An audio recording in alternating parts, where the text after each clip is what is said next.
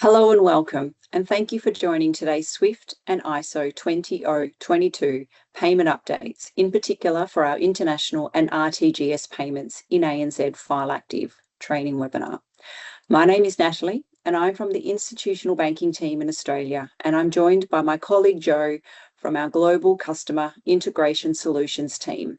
And we are delighted to have you here as we explore the upcoming changes relating to international and real-time gross settlement, or RTGS, payments processed via ANZ Fileactive.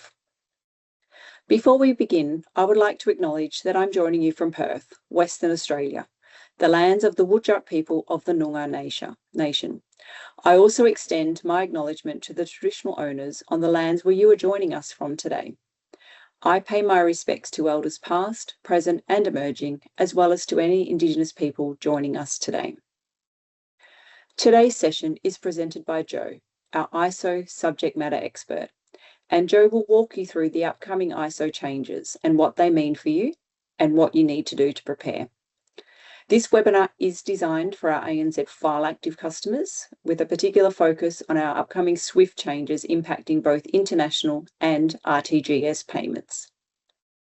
Following today's session, I would encourage you to view our ANZ Digital Services help pages for further information on the topics discussed, as well as revisiting our previous webinars, and I'll show you how to find these at the end of today's session. While the Teams chat function is disabled, you can ask questions using the Q&A tab, which is located at the top of the screen. My colleagues are online and will answer as many questions as possible throughout the session.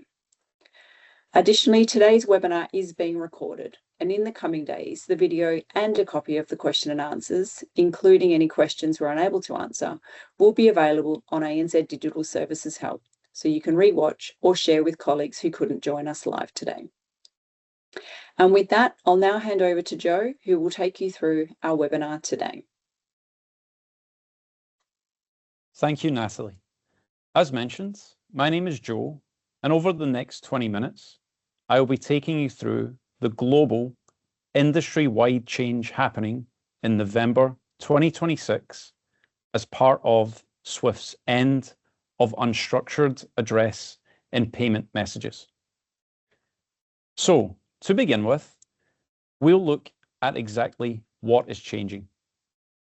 From November 2026, the SWIFT network will no longer accept unstructured postal addresses, also known as free text address format, in international and RTGS high-value clearing system payment messages. Instead, addresses must be provided as either a fully structured address or a hybrid address.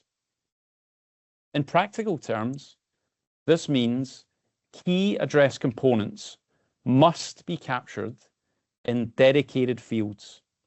At a minimum, town or city and country must be captured in their own dedicated location within the payment message.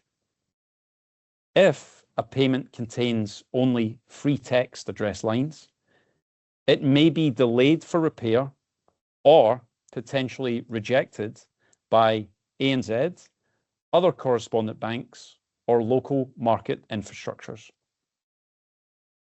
The key takeaway is that customers submitting international or RTGS payment instruction files via ANZ Fileactive need to ensure beneficiary addresses meet the structured or hybrid requirements well ahead of November 2026.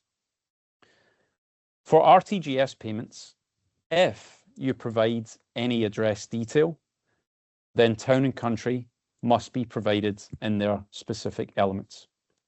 There are also specific cases to be aware of. So please note, for our customers making RTGS payments in Philippines, hybrid address requirements is mandatory for all payments.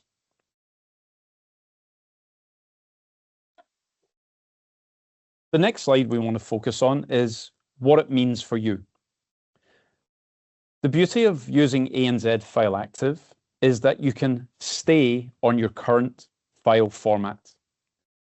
There is no forced move away from the file format that you use today. However, the important point is that within your current file format, there are a few changes that you may need to plan for in order to meet the November 2026 industry end of unstructured address deadline. Don't worry, we will go into more details and we will also display some examples in the subsequent slides. However, for now, if you currently utilize 101 file, you will need to adopt what is known as a 59F for beneficiary details. And if you currently use ISO PAN-001 file format, then you must populate the mandatory town and country elements in the creditor section. For fixed length and pipe delimited file formats, beneficiary city and beneficiary country are mandatory.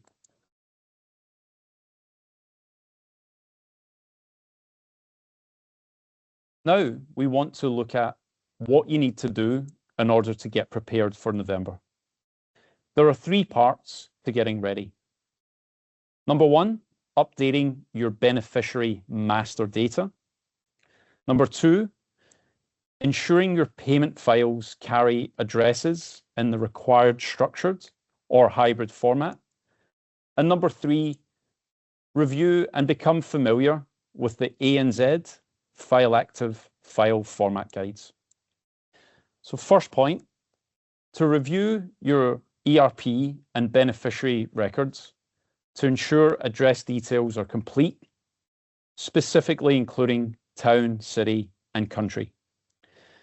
This is often the longest lead time activity, especially where your records are maintained across multiple systems or business units. You may also need to reach out to your beneficiaries if you are missing this address detail. Second point, confirm your ERP or payment solution can generate ANZ Fileactive payment files using a structured or hybrid address format. Again, you may need to engage your ERP provider or integration partner so that the correct address fields are included in your payment file outputs. It is important to note that while you can continue to use your existing file formats, these are some of the important changes to be aware of. Again, file format requirements vary slightly between format. However, at a high level, MT101 use option F in field 59F to provide structured town, city, and country. For PAN-001, populate the postal address with town name and country. And where possible, use structured fields such as street name, building number, and postcode. Alternatively, if using the address line element, please ensure that town name and country are not repeated into the address line. For PAN-001, town name and country have their own dedicated elements. For fixed length and pipe delimited formats, please ensure to populate beneficiary city and beneficiary country fields. The third point on becoming familiar with ANZ Fileactive format guides. For the detailed mapping and constraints for your chosen file format, please refer to these file format guides. We will show these in a second, but these guides show exactly where town and city and country must be populated, plus any format specific rules can be viewed here. So I'm just going to take a moment to demonstrate where these can be found. So we do have within our ANZ.com our help online, the ANZ Digital Services Help. Again, we do have our menus here where you find file formats and file format guides. So for our customers using MT101, we would direct customers to be familiar with ANZ Fileactive host to host. And if we click in PDF here, we will see there is a search functionality to search for 59F. And here you can review this in your own time to be familiar with the file format and structure that needs to be provided from November. As well as the 101 formats, if customers are utilizing the ISO PAN01 file, we do have a section on our online help here, which gives the global guide as well as some local documentation also. Again, just demonstrating here using the search functionality for town name and also country under the creditor section. So again, we would encourage customers to review this in their own time and become familiar with the file guides here on the ANZ online help. And please note that for fixed length and pipe delimited guides for Fileactive, they should be available in the coming weeks with the updates.